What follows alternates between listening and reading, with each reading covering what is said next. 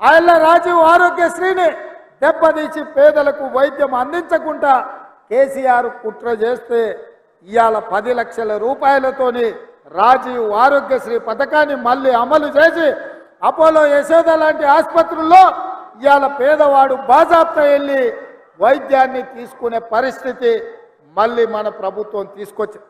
ఇదే కాదు, తెలంగాణ ఉద్యమం సందర్భంగా చంద్రశేఖరరావు చెప్పిండు, నీళ్లు నిధులు నియామకాలు ఈ తెలంగాణ రాష్ట్రానికి వస్తాయి, తెలంగాణ వస్తే అని.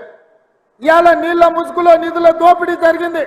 నియామకాల ముసుగులో కుటుంబంలో ఉన్న వాళ్ళకు అల్లుడికి కొడుకుకు బిడ్డకు పదవులు వచ్చినాయి. సడ్డకుని కొడుకుకి రాజ్యసభ వచ్చింది, సుట్టపోనికి మంత్రి పదవులు వచ్చినాయి. కానీ లక్షలాది మంది నిరుద్యోగ యువకులకు ఉద్యోగ నియామకాలు చేపట్టలే. అందుకే మేమిచ్చిన మాట ప్రకారం కాంగ్రెస్ అధికారంలోకి వచ్చి నిరుద్యోగ యువకులకు 2 లక్షల ప్రభుత్వ ఉద్యోగాలు ఇస్తామని ఏదైతే మాట ఇచ్చినామో అధికారంలోకి వచ్చిన 2 నెలల లోపు 25,000 ఉద్యోగ నియామకాలు ఎల్బీ స్టేడియంలో మేము బాధ్యత చేపట్టినమో మీరందరూ కష్టపడి మాకు ఉద్యోగాలు ఇస్తే ప్రమాణ స్వీకారం చేసినమో అదే ఎల్బీ స్టేడియంలో 25,000 మంది నిరుద్యోగ యువకులకు ఉద్యోగ నియామక పత్రాలు మన ప్రభుత్వం ఇచ్చింది.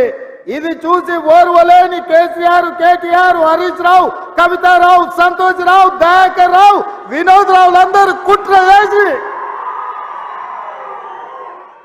ఇవాళ కాంగ్రెస్ పార్టీ మీద శాపనార్థాలు పెడుతున్నారు.